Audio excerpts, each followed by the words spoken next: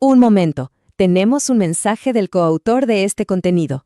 Nos comparte una nota, quiere dar las gracias. Hay muy importante, en la descripción hay una lista de enlaces recomendados. Y ahora sí, continuamos con la explicación. Hola a todos, hoy vamos a echarle un vistazo a una herramienta que, la verdad, busca cambiar las reglas del juego en el desarrollo web. Hablamos de Anvil, un framework que nos promete algo muy tentador: construir aplicaciones web completas, de principio a fin, usando un único lenguaje: Python. Y para arrancar les dejo una pregunta. Piénsenlo. Cuando se crea una aplicación web, casi siempre, ¿qué pasa?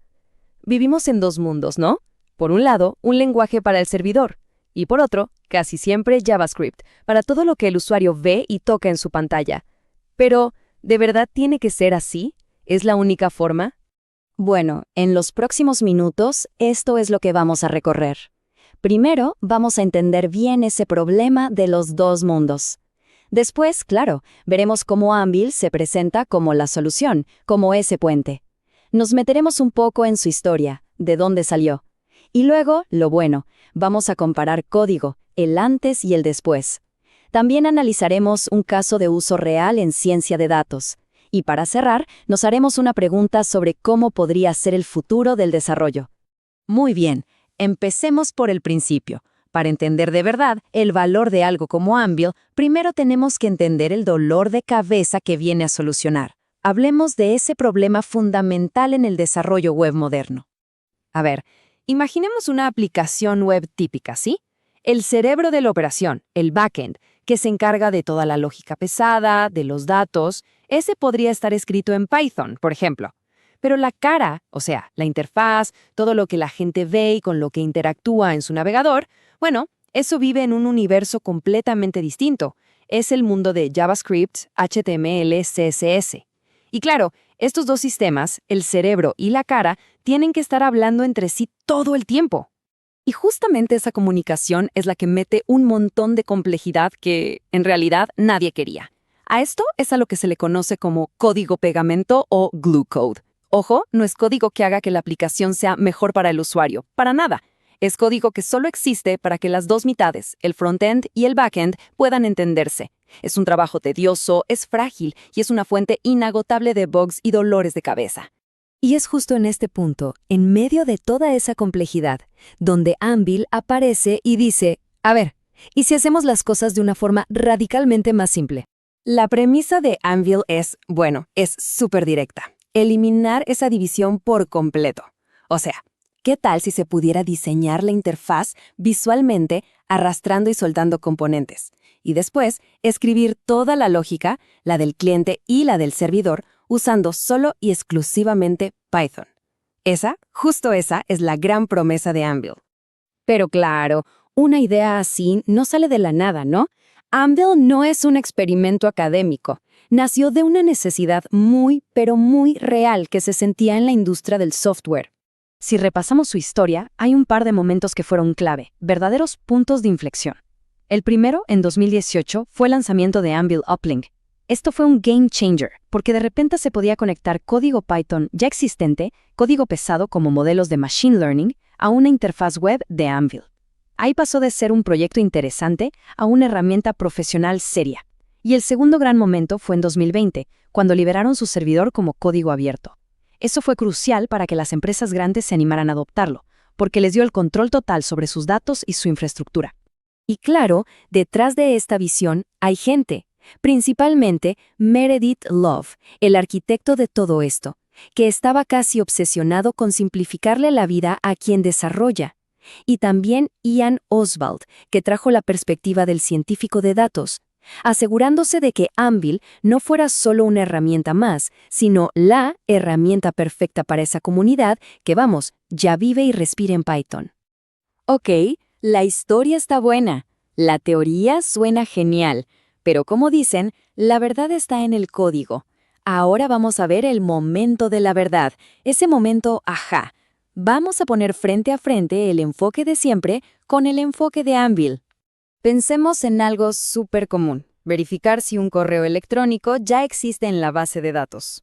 A la antigua, con, digamos, Flask y JavaScript, la lista es larga.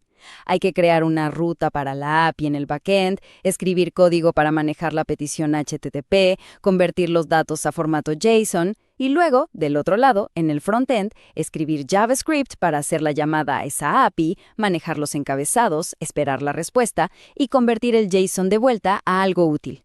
Un montón de pasos. Bien, ahora, respiremos hondo y veamos cómo es con Anvil. Todo eso que acabo de describir se reduce a esto: una función de Python en el servidor y una simple llamada a esa función desde el cliente, que, sorpresa, también es Python. Y aquí es donde ocurre la magia. Miren esto. En el servidor es una función de Python normalita, solo que con un decorador. Y en el cliente es una sola línea de código para llamarla, anvil.server.call. Y ya está, se acabó. Todo ese código pegamento del que hablábamos hace un momento, las APIs, el JSON, los encabezados, ¡puf!, desapareció, simplemente se esfumó. Toda esa complejidad innecesaria, eliminada. Ok, esto se ve genial para un ejemplo chiquito, pero ¿funciona en el mundo real, con problemas más serios? Pues sí, y para demostrarlo, vamos a ver cómo esto le da superpoderes a una aplicación de ciencia de datos. Este es un caso súper común. Hay un equipo de Data Science que tiene un modelo predictivo genial, por ejemplo, para estimar precios de casas. Lo tienen ahí, en un archivo, pero para que les sirva a alguien más en la empresa, necesita una interfaz web, algo con botones y campos de texto. El problema es que este equipo es experto en datos, no en desarrollo web, y la idea de pasar meses aprendiendo todo eso simplemente no es una opción. Y aquí es donde Anvil y su uplink brillan. Las soluciones de una simpleza que asombra son 3 pasos. 1. Un script de Python en su propia máquina carga el modelo. 2. Ese mismo script con una sola línea de código se conecta a Anvil y hace que sus funciones estén disponibles en la web. Y 3. La interfaz web, que también se escribió en Python, simplemente llama a esa función de predicción como si fuera una función local que estuviera ahí mismo. Así de fácil. Y el resultado de esto es lo más importante. El equipo de ciencia de datos nunca, pero nunca, tuvo que salirse de su mundo. No tuvieron que aprender de APIs, ni de JSON, ni de JavaScript. Pudieron compartir su trabajo de forma segura usando el lenguaje que ya conocen y aman, Python. Se concentraron en lo suyo, en los datos, y aún así entregaron una herramienta web funcional y profesional. Entonces, ¿qué nos deja todo esto? ¿Qué significa esta forma de pensar para el futuro del desarrollo de software? La filosofía de Anvil se resume en una frase que usan mucho.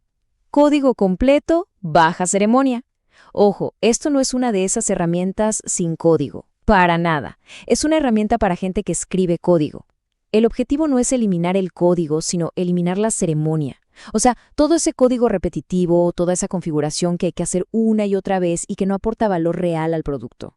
La idea es que te puedas concentrar en la lógica que de verdad importa. Y con esto cerramos, dejándoles una pregunta final para reflexionar. Anvil nos demuestra que, técnicamente, es posible construirlo todo en un solo lenguaje. La gran pregunta ahora ¿es ese el camino a seguir? ¿Estamos viendo el comienzo de un futuro con menos fragmentación, más simple y más directo en el desarrollo de software? Bueno, eso solo el tiempo y la comunidad de desarrollo lo dirán. ¿Quieren seguir la conversación? Aquí les muestro cómo se puede participar. Y ahora que terminamos, la pregunta es, ¿qué sigue? Vamos a verlo. Son 3 pasos bien sencillos para sumarse a esta comunidad. Lo primero, suscribirse. Así no se pierden nada de lo que viene. Segundo, la interacción. La opinión de todos es súper valiosa para nosotros. Un me gusta o no me gusta nos dice muchísimo sobre qué funciona. Y la crítica constructiva es clave. Así es como mejoramos, todos juntos. Y tercero, dense una vuelta por la descripción para encontrar más detalles. Ahí hay enlaces y recursos muy buenos recomendados por el coautor. Ahora la decisión es suya. ¿Cuál será el primer paso?